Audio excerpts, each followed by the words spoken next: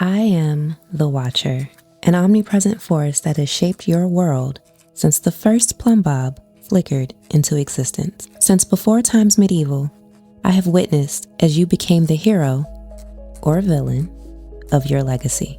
I have silently guided your actions, offered a motherlode of fortune to the worthy, and unleashed unspeakable horrors upon the foolish. Confess to me your aspirations, your desires.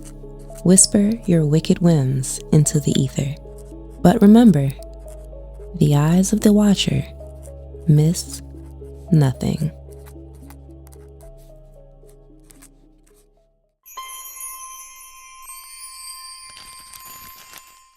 Dear Watcher, Trashley collects trash, Trashley sells trash, and sometimes Trashley collects and sells other things. Trashley isn't just a vendor. Trashley is more of a curator of the overlooked. One simoleon here, a few simoleons there. It's a living. Trashley knows how to sift through the scraps and find what other people miss. Simoleons buy grilled cheese, yes, but secrets buy safety. Trashley knows that much. Secrets. Those are worth more than simoleons. You sell someone a lamp, they forget you in a week. But you sell someone a secret. That secret might pay dividends years later, doubled in value. You see, secrets don't depreciate. They gain interest. Gaining an interest in secrets is how Trashley ended up tangled in the Landgraabs mess. And these secrets are heavy. Heavy enough to sink a legacy. Too heavy for Trashley's hands.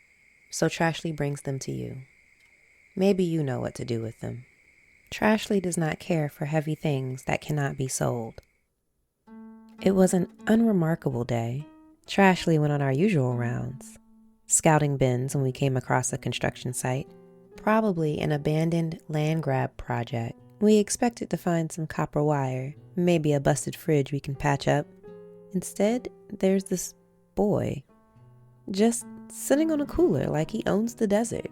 His sour scowl quickly turning into a smile. Like he's in on a joke no one else can hear. You looking for dirt too? He asks. Turns out, this boy lives in that rust-eaten trailer at the edge of Oasis Springs. Young, blonde, loud when he laughs, but quiet when it comes to his thoughts. He wears the shine of old money, the kind that don't really belong here. Trashley don't know his name. Don't ask either. Folks like us don't take kindly to questions. But Trashley's seen the way his eyes go sharp whenever certain names get dropped. Trashley don't need to see the fire to know something's burning behind those eyes. Those eyes have been watching the Landgraabs. Nancy, to be exact.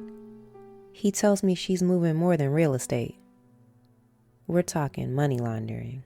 Shady art deals even Trashley hasn't been privy to. An entire secret gallery hidden under Nordhaven. Trashley laughed at first. Who'd believe him? A nobody running surveillance on the most infamous family in the world? But one night he showed me proof. Ledger pages, shipment lists, a photo of Nancy surrounded by more counterfeits than Trashley's own collection. The boy looked at those papers like they were matches, and he was ready to burn down the whole town. I set up shop with him in his trailer, me patching together busted cameras, him jotting down jokes with no punchlines in the margin of his surveillance notes. For months, we were ghosts. Shadows along the windowsills. They never even looked our way. And then the man in the pressed suit showed up. Blonde too, like the boy, but with shoulders stiff as concrete beams. Jeffrey Landgraab himself said he was looking for someone. Trashley didn't buy it. This wasn't some bumbling rich husband looking for his car keys. No, he moved like someone who'd been trained. Quiet, sharp, watching me while Trashley watched them. Watched the two of them circle each other with their eyes, like dogs sniffing the edge of recognition, but scared to admit it. Before Trashley can speak, Jeffrey glides over to the kitchen table, silently pulls a card from his lapel. It's mostly blank, just a symbol, the seal of SIMS. Not too long after, a redhead with a camera tracks me down during my rounds. She has a curated smile and eyes that dart around like a squirrel. Said she's making a show. Asked if Trashley had dirt on a certain fancy family. She wants payback for the poisonous comments the queen pin has left on her SimStock. Trashley, the redhead, and the blonde boy are not the only wolves stalking these hills. Folks don't talk about it, but Trashley hears howls when the sun dips behind the rocks. Not dogs, too wild, too deep. Trashley knows the difference. Trashley hides under the thin tin roof, clutching the radio, waiting for the sound to pass.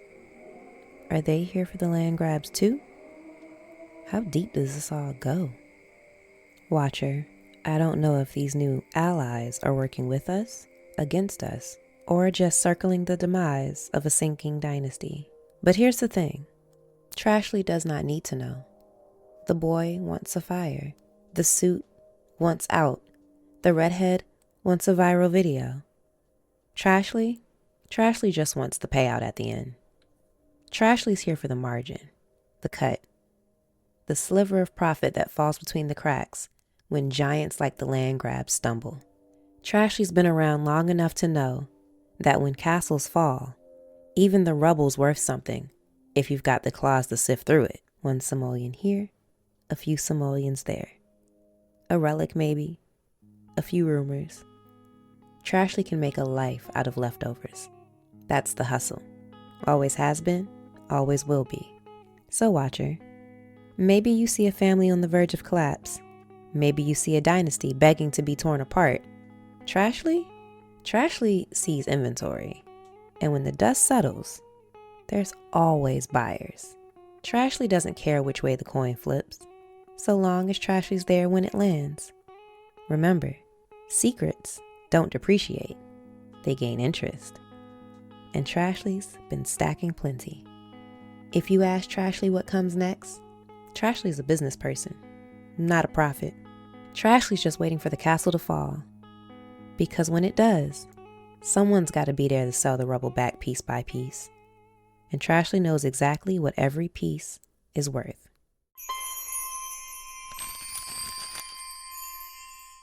Trashley, you speak of yourself as if you are untouchable. Slipping between alleys, pulling profit from trash heaps, letting no one get too close. But where there is trash, there is rot. And you reek. You boast of your survival, your scavenging, your empire of scraps. You believe you are different from Nancy Landgraab just because your empire is rusted metal and hers is glass towers. But what's the difference? Really? She calls herself clever. You call yourself resourceful. Strip the paint from your stories and the resemblance is uncanny. Both of you, take what others discard, polish it until it gleams, and sell it back for more than it's worth. She manipulates contracts. You manipulate cast-offs. She schemes in boardrooms. You scheme in back alleys. Tell me, Trashley, if the two of you stood in the same room, could I tell you apart? Or would you both share the same opportunistic grin? It's almost amusing how you've managed to convince yourself that you are somehow better, somehow more noble, simply because your throne is built on broken chairs instead of marble. And then there's the boy. You don't know him, but you suspect he's at the center of all of this, don't you? A secret. A lost name. One more payoff waiting to be dug out of the bin. Your comrades may be wolves, but you are a vulture, ready to tear at whatever scraps his story might leave behind. Just like a Landgraab. Opportunism wears many disguises, but the hunger beneath is the same. I see it in Nancy. I see it in you. And the wolves, they can smell it in the earth. Secrets, refusing to stay buried. You are so caught up in the thought of a payday that you are missing something bigger, and you stumble around in the shadows without even realizing whose tracks you trample on. You say you don't care. Fine, but fate does not need you to care to decide how it's going to use you. And I'm sure Nancy thinks she's untouchable too. Hey gorgeous, I think poor Trashley here gets it. You didn't have to drag them that hard. Although, I will say I did enjoy watching. How could you let the mortals get so messy? Scandals? Betrayals? Disappearances? Did Travis even ever get out of that room? The werewolves, I heard that they're sniffing around, following Celine's trail. Will they be satisfied with what they find? And how does this all tie back to the Landgraabs? So many fates dangling by one tangled thread. And beautiful, you know where this all leads. Oh, don't give me that look. You know I'll have to step in. Soon. It's my job after all, to clean it all up. Oh, don't pout. Come with me. Wouldn't it be fun? Just the two of us deities, weaving through the shadows, cleaning up the mortals' messes. Besides, the two of us are long overdue for a date, and I'll make sure that you have the best view in the house for the finale. How's that sound? Until then, you gotta make me a promise. Try not to start any fires, please.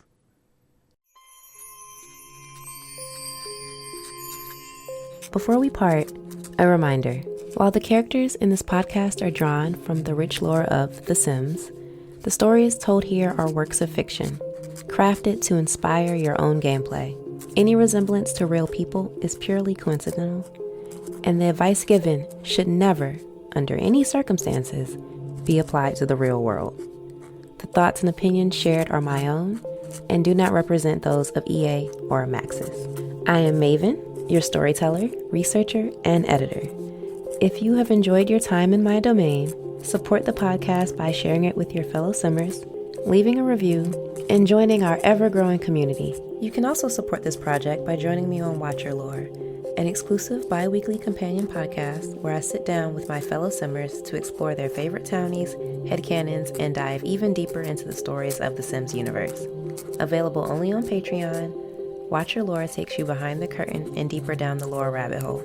Visit patreon.com/BeMoreNatural to unlock access to early episodes and even more Watcher secrets. And if you wish to expand your own Sims universe, consider using my EA Creator Code MSBM0R3 when purchasing DLC through the EA app. Every use directly supports this project and keeps the Watcher's gaze ever watchful.